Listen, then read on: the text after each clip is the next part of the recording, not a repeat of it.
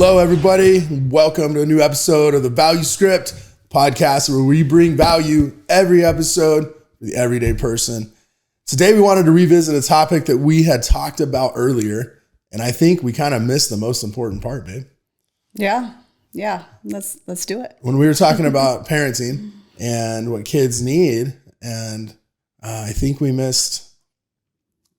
It was cathartic to me. I was like, hey, babe, kids need love. We really didn't talk enough about kids need love. Yeah, I think we touched on it, but really that's the whole foundation of everything that helps them to be able to get through life and helps them to be the person that you want them to be, right? Develop their whole self. They need to feel loved and they need to feel secure, right? And safe. That probably should have been the first thing that we discussed on that. For sure. That episode. So one thing that I was reflecting upon was when I was reading The Mastery of Love by Miguel Ruiz. He was talking about the time when this 2-year-old ran through the living room and her blanket knocked over the glass lamp and it shattered on the floor. And the father responded to that by yelling at the 2-year-old to not run through the living room because she breaks stuff. And the takeaway from that was, in that moment, the daughter was not in a learning state. She was in a self-defense state because she was being attacked by her father yelling at her. Now, the father... Is that because, like, dad's scary at that time? Right. Kind of thing? Yeah, she just felt scared. I mean, the father well-intendedly is, like, trying to teach discipline to the child, and there was something that was just broken, right? That was potentially dangerous. Yeah. And so I could totally see how I may react very similar, right? But what he wanted to point out is that kids learn when they're loved and when they feel safe. Kids don't learn when they feel like they need to defend themselves. And so in that moment, rather than that being a teaching moment, well, it was a teaching moment, but it wasn't a teaching moment to help the child learn the objective. What that taught the child was, my dad's kind of a bully. He's scary and he can hurt me. And I reflected upon like my parenting style that really made a cathartic change in my thoughts. And I thought it's really important that as we are parents, even in times of administering discipline, we need to do it in a state of love. And if we can't do it in a state of love, then we need to wait to talk about that until we can. I think that's so good. And it's so important to realize that we're teaching them, not punishing them. Like from our perspective, it's like, gosh, why are you doing that? Right? Well, we already know why they shouldn't be doing that, but they may not know. And so we need to teach them rather than punish them. And that's exactly what you were talking about. Like when you're angry and yelling and you're hard on them and they feel, all the anxiety that comes with that, they're not going to learn anything. They're just going to remember that they felt scared and in trouble and all of that. I was thinking about as a kid, like I know that there were times, obviously, that I got in trouble, but that is not part of my core memories, being in trouble as a kid. Like I really don't remember being in trouble very much. I was in trouble a lot. Yeah. I think my mom was so good at correcting my behavior in a calm, teachable way. That's the only thing that makes sense to me. Like when he was talking about that story, I don't know. I think that's why I don't have those memories. I think my mom was just really good at correcting in a positive, loving way. There's always like trying to figure out ways of how to, it's always like, how do you discipline your kids kind of thing. Mm-hmm. So I kept slamming my door when I was like, probably. I only laugh because I slammed my door. My mom threatened to take the door off the hinges. See, my parents did that too. They said, you slam that door again, we're taking the door off the hinges. Slam the door again. My dad comes down, throws the hinges off, goes to take the door, is carrying the door and I don't recall this, but my mom does. And I look at my parents, I go, oh man, this is so much easier to get in and out. They're all problem solved, baby. My dad's carrying the door, and he looks at my mom. And he's like, "What the hell do I do now?" That's awesome. Yeah. All right. So back to what you were saying. It made me think of, a meme by Hank Smith, and the first meme I ever saved on my phone, and it says, "Thinking of a child as behaving badly disposes you to think of punishment. Thinking of a child as struggling to handle something difficult encourages you to help them through their distress." And a lot of times when our children do something, they're actually trying their hardest to solve a problem that they have, or come up with a solution in some way. And they don't have the life experience of an adult. So a lot of times it looks really messy and bad, but that's the best that they can think of in the time. Mm-hmm. So then when you come at them and you rip them apart, it really just destroys their soul, because they were doing their best to solve a problem they had. Even if they weren't doing it well, or even if they were actually causing more trouble, a lot of the times kids are actually just trying to solve problems, but they don't have the skill set or the knowledge or the wisdom that we have to be able to solve the problem. So we're able to look at them and be like, well, that was stupid. Yeah. Why'd you do that? But in their mind, you're like, oh my gosh, I'm stupid. I was trying my hardest. Yeah. You're destroying them. Well, I'm going to butcher this quote, but it's something along the lines of like, the kid won't learn the pot is hot until he touches the pot. It's like a kid doesn't know. Mm-hmm. Right. Yeah. Right. They're learning. And I know we've all had experiences when you're in a store and you see a mom just wailing on her kids. Like, it is heartbreaking. It's so hard to see that and to your heart breaks for that child. And it's like, oh, it's not the right way to do it. And certainly we all, get stressed and have high emotions at time and don't always parent the way we want to, but it's good to reflect and always try to do better, because you are shaping them. Yeah. And you don't want to be your child's first bully. I heard that somewhere. Like, don't be your child's first bully, right? Like, I got the wooden spoon when I got the wooden spoon. I got the belt. I think we talked about the wooden spoon and the belt, because I remember talking about how I loved when we switched to the wooden spoon in my house, because it really didn't hurt, but my mom thought it did. But my brother put a pot on his butt. But then once the ding, and then my mom, you wait till your father gets home, and then it's just a nightmare. Hey, that's another thing I want to talk about real quick. One of the things that made me feel loved, and I think you're really good, and I know you're really good at expressing love to our kids, but like the whole wait till your father get home thing. That just kind of turns him into the enemy. Yeah. Mm-hmm. He turns into the scary monster. Yeah. Like to me, and that's an easy way out. Like, solve the problem there. Don't make your husband the enemy before he even walked in the door. Like, the kid's afraid of the dad. He's intimidated by him, and he's already scared of what he's going to do before he even sees him. Yeah. How fair is that to the dad? No, it's not fair to the dad, and it's not fair to the kids either, because you really are shaping their mind to have those thoughts. Like, dad's scary. So now when dad gets home, now dad's going to hurt me, right? Yeah. Punish me. And like, I wonder if it's like that old school mentality though. I think so. Fear inflicts respect in a sense. Better to be respected than loved. Yeah. It's just that old school mentality thing. Speaking of love though, Meredith, you are phenomenal at showing our kids love as a mother. So, and your mother and has taught your family to be a very loving family. In fact, I tell your family all the time that the best thing that they're good at is showing love. Mm-hmm. How'd you guys do that? Gosh, well, I think it came largely in part from my mom.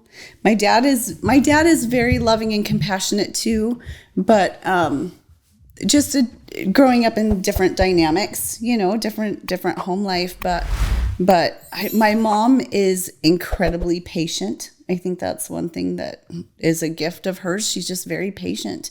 And so even though there were six kids living in a 3-bedroom trailer, like, it was chaotic and stressful, certainly a lot of the times, but at the same time, I don't remember my mom being angry Like, I remember her being stressed and busy and things like that. But when it came to interactions with us kids, like, my mom's not an angry mom.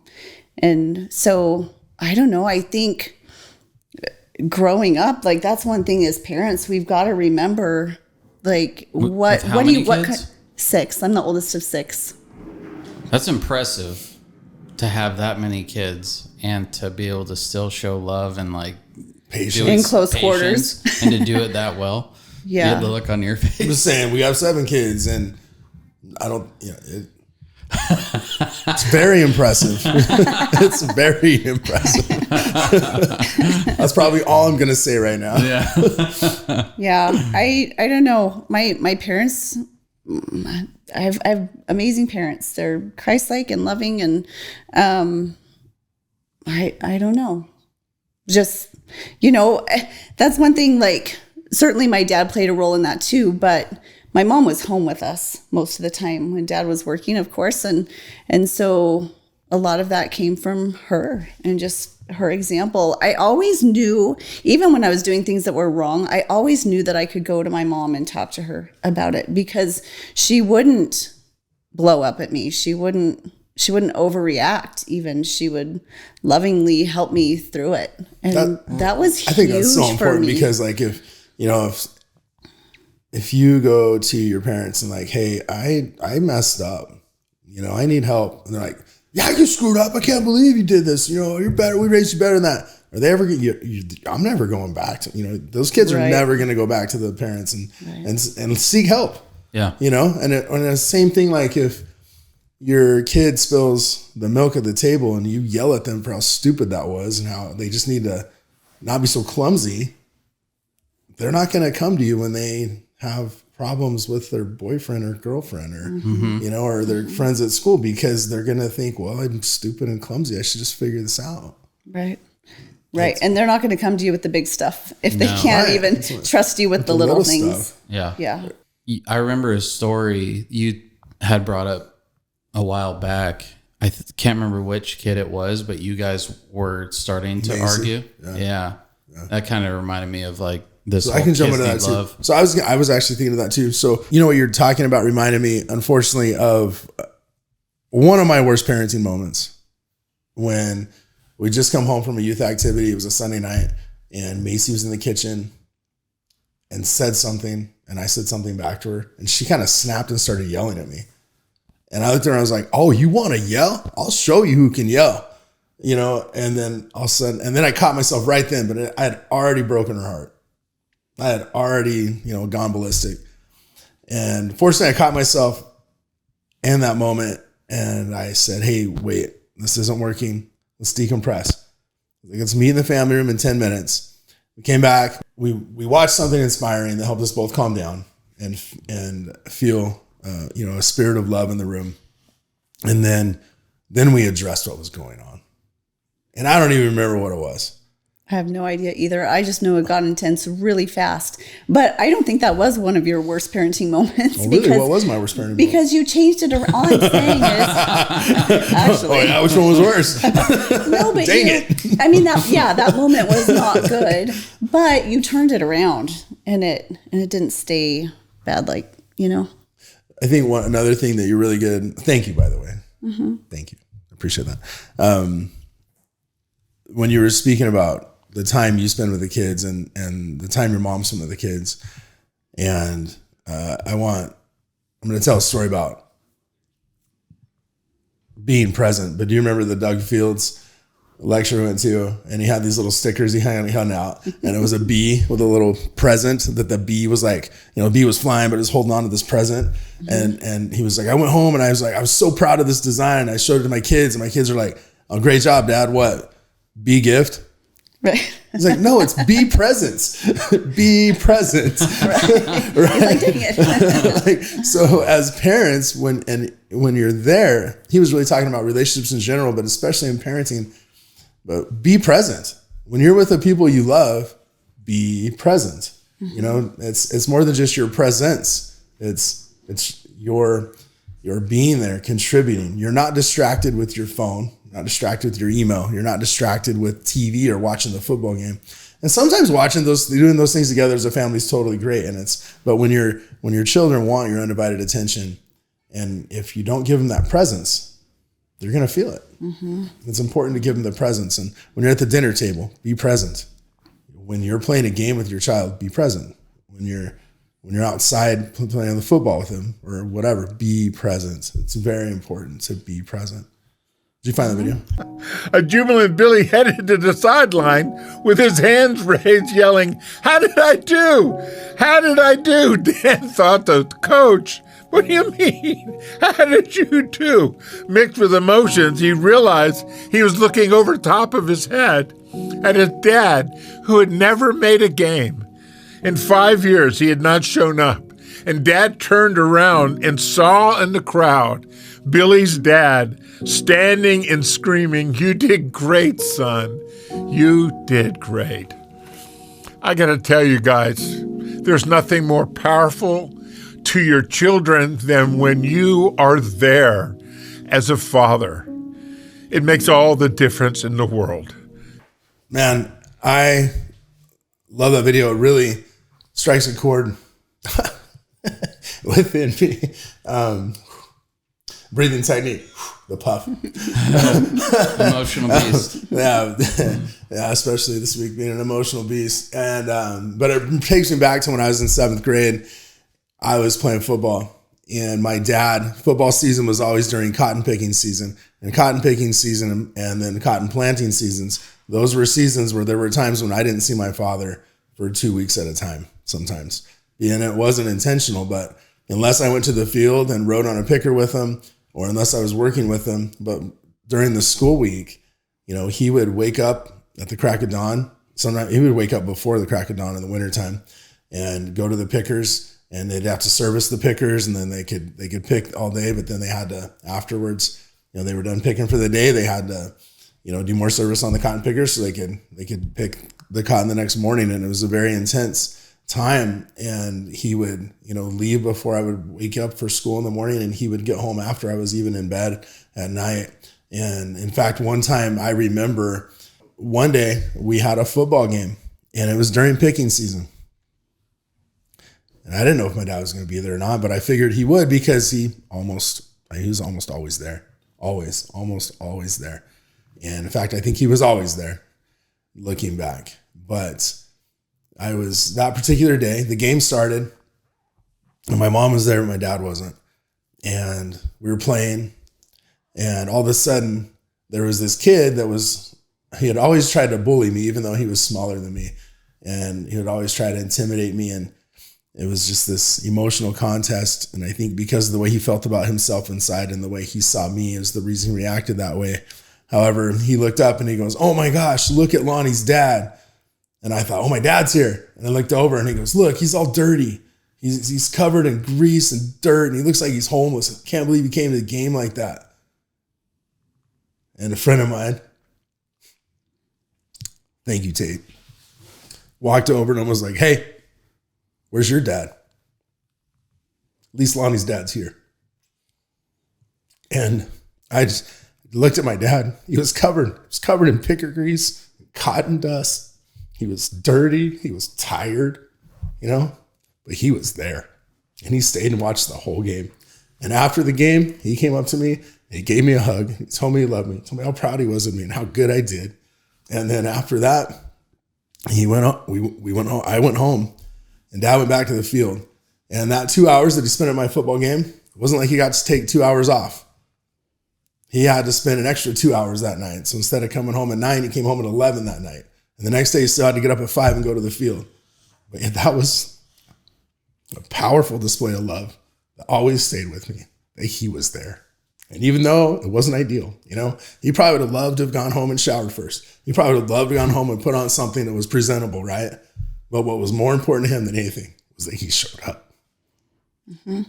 Oftentimes, I think as parents, we tell ourselves, well, I've got this and this and this going on. My kids will understand, right? My kids will understand if I don't make it. My kids will understand if I don't do whatever they need.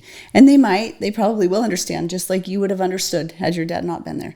But what a powerful impact that had on you, that he was there and he showed up. Like, that is a core memory of yours that you will have forever. You knew your dad loved you and he sacrificed to be there for you.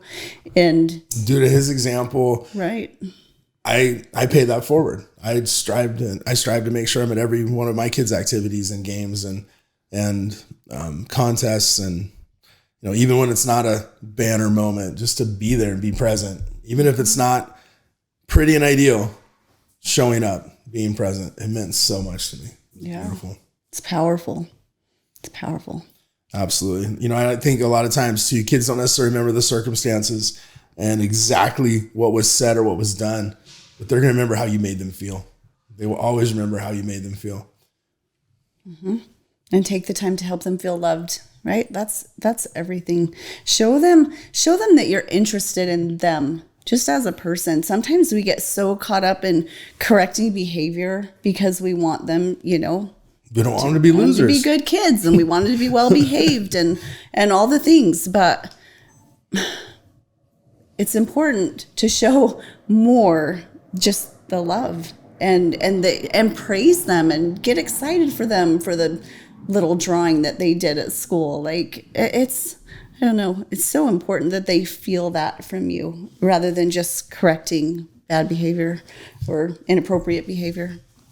I wanted to decorate our garage with like framed drawings. You always get 1,000 drawings, right? Or 1,000 school projects. But I thought, how cool would it be to put these up and put them in the garage? Is like, instead of having the typical garage posters up, have those up, because then when the kids walk in there, they see, hey, that was important enough to Dad for him to put that up.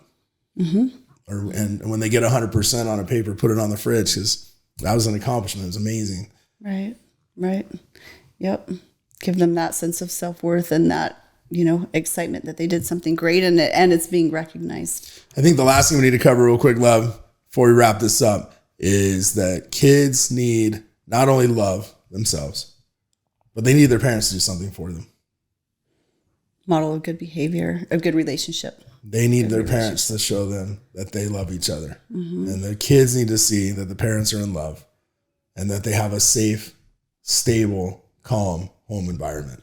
Mm-hmm. It's really hard to feel love if you're not sure if Dad's going to hit Mom or yell at Mom. Or it's really hard to feel loved if you're always getting yelled at. Mm-hmm. And it's chaos and there's not structure. Right. It's important to create an environment in your home where your kids can see that not only do you love them, but you love their mom or you love their dad. Yeah, that stability helps them to feel just safe, and where they can be free to just be themselves. And it does help them to feel loved, even if it's not directly shown when they see that in their parents. It helps them to feel, secure. Kids need love. Be present. Give them the present of your presence and be present as you do so. Oh, that was good. I like that. All right, more like that next time on The Value Script. Don't forget to do your part here. Like, share, subscribe. Clickety click. We'll see you next time on The Value Script.